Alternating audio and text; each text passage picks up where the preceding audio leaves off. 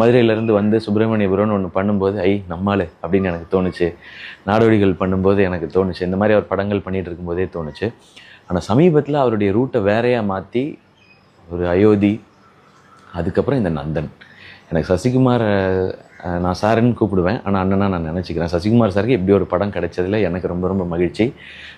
பெருசாக அவங்க பெரிய ஒரு இயக்குனர், பெரிய கலைஞன் எல்லாமே உண்டு. ஆனால் இன்னும் பெருசாக ஜெயிக்கணும்னு ஆசைப்பட்டுட்டு இருக்க நிறைய பேரில் நானும் ஒருத்தன். ஏன்னா அவங்க இந்த இண்டஸ்ட்ரியில் சந்தித்த போராட்டங்கள் ரொம்ப பெருசு. அது எங்கேயுமே பகிர்ந்துக்கிட்டது கிடையாது.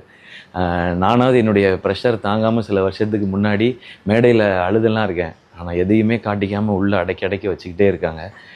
அந்த வெறியும் வீரியமும் அயோத்தியில் எப்படி தெரிஞ்சதோ அது வந்து இந்த படத்தில் இன்னும் ஒரு 2 மடங்கா 3 மடங்கா நந்தனில் தெரியுதுன்னு தான் நான் சொல்லணும். ஸோ இந்த படம் ரொம்ப ரொம்ப நல்ல படம்.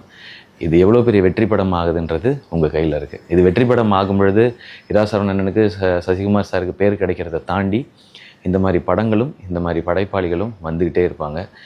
மக்கள் எப்போவுமே நீங்கள் கொண்டாடிட்டு இருக்கீங்க. இந்த படத்தையும் அப்படி தான் நீங்கள் ரொம்ப க்ளோஸ் டு ஹார்ட்டாக வச்சுப்பீங்கன்னு நான் நம்புகிறேன். நந்தன் செப்டம்பர் 20ஆம் தேட்டரில் ரிலீஸ் ஆகுது. எல்லோரும் போய் பாருங்கள். இதில் எல்லாரையும் உங்கள் குழந்தை, குடும்பம் எல்லாரையும் கூப்பிட்டு போய் பார்க்குற ரொம்ப ஜென்யூனான ஃபிலிமாக இருக்கும். நான் இதெல்லாம் சொல்கிறதுனால ரொம்ப சீரியஸாக மெசேஜ் சொல்கிற படம் அப்படின்னு நினச்சாங்க. நிறைய இடத்துல சிரிக்கலாம்.